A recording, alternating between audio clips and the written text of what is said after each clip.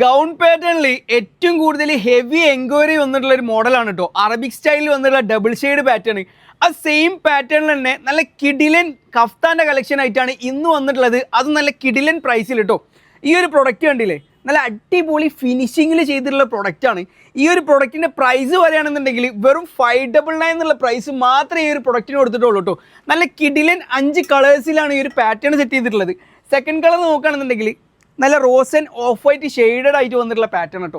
ഇതിന് സൈസ് പറയുകയാണെന്നുണ്ടെങ്കിൽ XL, XXL, XXL എന്നുള്ള സൈസുകാർക്കൊക്കെ യൂസ് ചെയ്യാൻ പറ്റിയിട്ടുള്ള മോഡലാണ് കേട്ടോ. തേർഡ് കളർ നോക്കുമ്പോൾ ഇതാ നല്ല പിസ്ത ഷെയ്ഡിൽ വന്നിട്ടുള്ള പാറ്റേൺ കേട്ടോ. അത്യാവശ്യം ഫ്ലോർ ലെങ്ത് ആയിട്ട് 53 ഇഞ്ച് ലെങ്ത്താണ് ഇതിന് കൊടുത്തിട്ടുള്ളത്.